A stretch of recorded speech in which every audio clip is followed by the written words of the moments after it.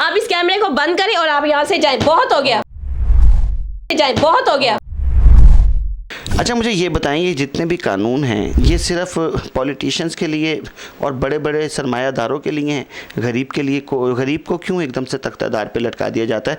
ये जो अब एक्ट ये पास जो अब कह रही है कि इसको सस्टेन कर दिया है, ये कर दिया, वो कर दिया, गरीब के लिए ये कानून क्यों नहीं बनते? अस्सलाम वालेकुम नाज़रीन, मैं आपका होस्ट आना नवीद और आप देख रहे हैं न्यूज़ वन डिजिटल। नाज़रीन, आज जो हमारे साथ शख्सियत मौजूद हैं इनके बारे में मैं आपको ये बताता चलूँ कि पहले भी इनसे एक हमने इंटरव्यू किया था और वो इंटरव्यू बहुत ज़्यादा वायरल भी हुआ था, लेकिन अब कुछ सियासी और कानूनी तौर पे इस मुल्क में बहुत से दाव पेच खेले जा रहे हैं। उसी के सिलसिले में आज हम इनके पास आए हैं क्योंकि यही वो वकला हैं जो हमें बता सकते हैं कि असल हकीकत है क्या। हमारे साथ मौजूद हैं PMLN की deputy general secretary lawyer forums barrister Asia Ismail. इनसे गुफ्तगू करते हैं थोड़ी सी। अस्सलाम वालेकुम। वालेकुम अस्सलाम। बहुत शुक्रिया कि आपने मुझे दोबारा अपने प्रोग्राम में बोलने का मौका दिया। आपकी बहुत मेहरबानी कि आपने हमें टाइम दिया। मैम, असल में जो आज हम आपके पास आए हैं उसकी रीज़न ये है कि जो हमारे साबिक चीफ़ जस्टिस उमर अता बंदयाल हैं, उन्होंने एक लॉ पेश किया था जिसको कहते हैं प्रैक्टिस एंड प्रोसीजर एक्ट, और जो अब हमारे जो मौजूदा चीफ़ जस्टिस साहब हैं काजी फ़ाइज़ ईसा साहब, इन्होंने इस एक्ट को सस्टेन कर दिया है। ये क्या है, इसका मतलब क्या है, ये क्या होने जा रहा है? देखिए, प्रैक्टिस एंड प्रोसीजर एक्ट 2023 जो है, इसमें जो काजी फ़ाइज़ ईसा साहब ने फ़ैसला दिया है उसमें ये दिया है कि उन्होंने कहा है कि जो फाइनल अथॉरिटी होगी वो लॉ मेकिंग वो नेशनल असम्बली होगी। उन्होंने कॉन्स्टिट्यूशनल की सुप्रीमेसी की, रूल ऑफ लॉ की बात की है। ये डिसीजन आया है, ये इसमें 10 जजेस ने जो है मुत्तफ़िक हुए हैं और 5 की डिसेंडिंग जजमेंट है।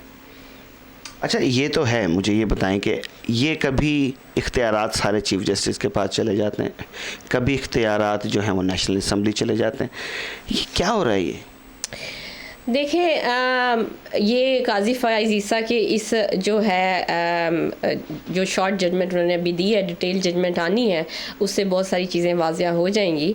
लेकिन हमारे यहाँ देखें, कॉन्स्टिट्यूशन जो है वो सुप्रीम है, हमारे यहाँ पार्लियामेंटेरियन सुप्रीमेसी नहीं है। उसकी वजह यह है कि हमारे यहाँ पॉलिटिकल स्टेबिलिटी नहीं है और क्या कहते हैं, रूल ऑफ लॉ नहीं है। Why is that? क्योंकि 2-2.5 साल गवर्नमेंट चलती है या 3 साल एक गवर्नमेंट आती है थ्रू डेमोक्रेटिक। पार्लियामेंटेरियन सुप्रीमेसी नहीं है, हमारे यहाँ कॉन्स्टिट्यूशनल सुप्रीम है। हमें यहाँ पे एक बात समझनी चाहिए। पहले क्या होता था? पहले ये होता था कि पार्लियामेंट एक लॉ बनाती है, लेकिन जो सुप्रीम कोर्ट है वो उस डिसीजन को या उस लॉ को अपहोल्ड नहीं करती और फैसले खिलाफ दे देती थी। और उसको मैं कहूँगी कि जुडिशल एक्टिविज़म, जो सो मोटो के थ्रू लोग आते थे इंसाफ के लिए, तो लोग अदालतों की तरफ देखते थे कि पॉलिटिशियन उनको इंसाफ नहीं देते हैं, तो उन्होंने अदालतों के पास जाना है। तो हमारे यहाँ एक जुडिशल एक्टिविज़म का जो बहुत ज़्यादा एक वेव आई हुई थी, जिसके ऊपर काजी फ़ाइज़ ईसा ने एक फुल स्टॉप लगा दिया है आफ्टर दिस शॉर्ट डिसीजन। तो ये काजी फ़ाइज़ ईसा ने थोड़ी ये लॉ पेश किया, ये तो लॉ जो पेश किया तो उमर अता बंदयाल का था। काजी फ़ाइज़ ईसा साहब को आप इतना ज़्यादा इसका क्यों वो दे रही हैं कि जनाब काजी फ़ाइज़ ईसा ने फुल स्टॉप लगा दिया, जी बड़ा बेहतरीन काम? नहीं, काजी फ़ाइज़ ईसा को मैं तो नहीं लेके आई ना। काजी फ़ाइज़ ईसा आए हैं through proper procedure, seniority base पर आए हैं। मैंने तो उन्हें नहीं चीफ जस्टिस बनाया जो आप इस तरह से मेरे साथ बात कर रही हैं। तो क्या कहते हैं, पहले ये होता था कि पहले लोग जो है वायलेट करते थे लॉ को। कॉन्स्टिट्यूशनल जो भी जजेस होते हैं वो आमिर की तरह यहाँ पे डिक्टेटरशिप की तरह काम करते हैं, ठीक है। वो कहाँ रूल ऑफ लॉ को अपहोल्ड करते हैं? यहाँ पे कौन सी पार्लियामेंट की सुप्रीमेसी है, मुझे बताएं। कॉन्स्टिट्यूशन को तो आप कुछ समझते ही नहीं है। आप अपनी पावर से बियॉन्ड जाके जब फैसले देते हैं तो फिर आपको जो है क्या कहते हैं, कहीं ना कहीं उसको फुल स्टॉप लगाना पड़ता है। कानून का मतलब ये होता है कि कुछ चीज़ें जो हैं वो कुछ इजाज़तें दी जाए। अगर आप इतनी इजाज़तें दे देंगे तो हमने यहाँ के पाकिस्तान को बनाना, रिपब्लिक नहीं बनाना। तो इसलिए मैं काजी फ़ाइज़ ईसा के इस फैसले को अप्रिशिएट करती हूँ कि उन्होंने जो सो मोटो की पावर है उसको जो है लिमिटेड कर दिया है कि आप इस हद तक फैसले कर सकते हैं और बाकी जो है पार्लियामेंट डिसाइड करेगी कि क्या इसका कोर्स ऑफ एक्शन होगा according to whatever the case they present after this judgement. आप ना मेरे ख्याल में थोड़ा सा रैश हो रही हैं, बट मैं ये इस वजह से नहीं मैंने पूछा कि आप हाइपर हो जाएं। मेरे कहने का मतलब ये है कि मेरी बात सुने, यहाँ पे ना ये पाकिस्तान का में एक बहुत बड़ा अलमिया है। जब कोई पढ़ी लिखी खवातीन आप लोगों के सामने बैठी हो और वो डिफेंड करे अपने आप को या अपने आर्ग्यूमेंट को, आप उसके ऊपर रैशनलिज्म का ये जो स्टिग्मा लगा देते हैं और आप इसी तरह करते हैं कि स्टिग्माटाइज कर देते हैं। हम लोग अपना डिफेंड कर रहे होते हैं, हम लोग आपको अपनी बात एक्सप्लेन कर रहे होते हैं। यही बात अगर यहाँ पे कोई और बैरिस्टर साहिब बैठ के कर रहे होते तो आपकी जरूरत ना होती, आप मेरे साथ इस तरह बात ना करते। आप भी तो बैरिस्टर हैं, तो मैंने कोई ऐसी बात नहीं की। मैंने उस वक्त भी जो आपसे पूछा था सिर्फ इतना पूछा था कि नवाज शरीफ साहब आ रहे हैं या नहीं।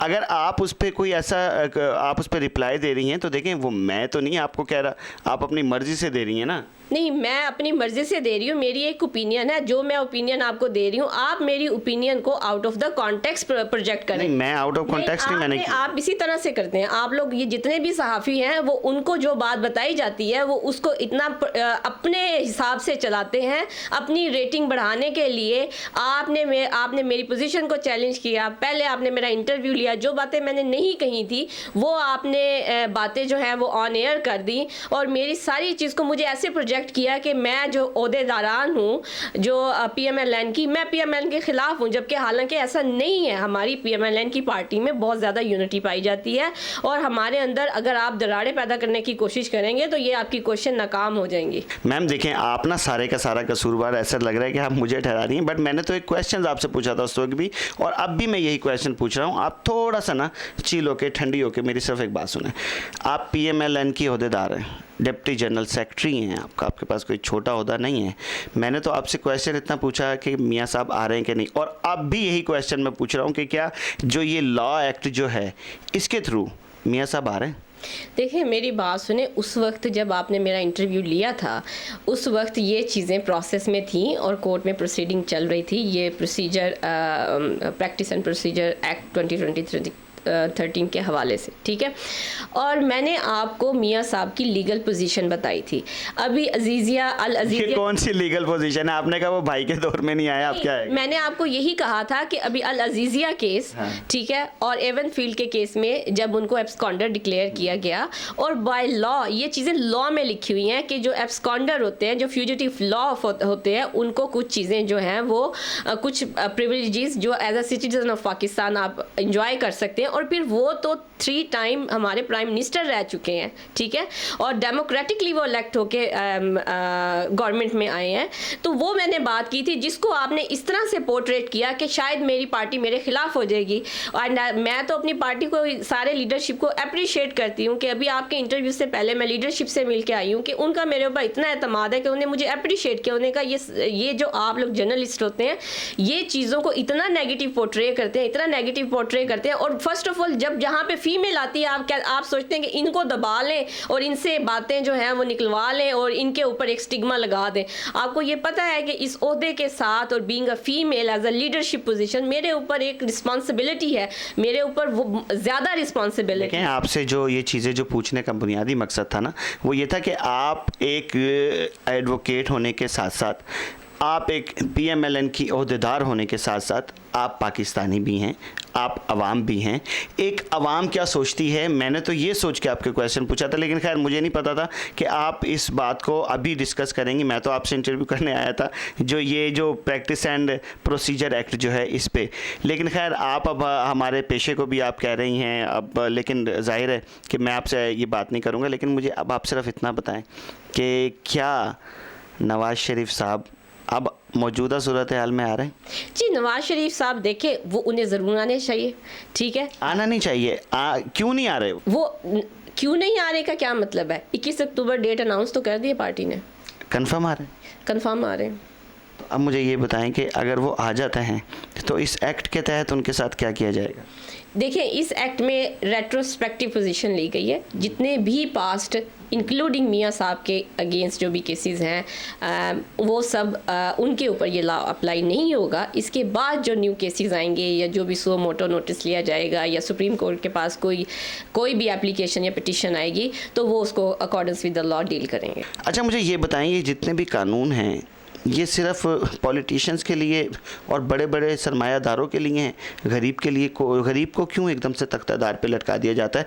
ये जो अब एक्ट ये पास जो अब कह रही है कि इसको सस्टेन कर दिया है, ये कर दिया, वो कर दिया, गरीब के लिए ये कानून क्यों नहीं बनता? देखें, ये जो काजी फाइज ईसा साहब ने रेट्रोस्पेक्टिव डिसीजन दिया है प्रैक्टिस एंड प्रोसीजर के ऊपर, उसमें हमारा क्या फ़ायदा है? हमारा तो उसमें कोई फ़ायदा नहीं है। फ़ायदा और क्या हो सकता है, क्योंकि फ़ायदे की केसेस तो इसमें है ही नहीं। मैडम मेरी बात सुने ना आप, पिछले केसेस सारे ख़त्म और ये लागू तो नए पे। हमें क्या चीज़, हमें इसमें क्या फ़ायदा हो रहा है? हमें इसमें कोई फ़ायदा नहीं हो रहा। और आप फ्यूचर की बात बार बार क्यों कर रहे हैं मेरे से? आप बार बार क्यों मेरे से फ्यूचर से पूछ रहे हैं? फ्यूचर किसने देखा है? Future is always uncertain. आप इस कैमरे को बंद करें और आप यहाँ से जाएँ, बहुत हो गया। नाज़रीन, मेरे ख्याल में मैडम इंटरव्यू देने के इस टाइम मूड में नहीं है और अपने मेज़बान राना नवीद को इजाज़त दीजिए।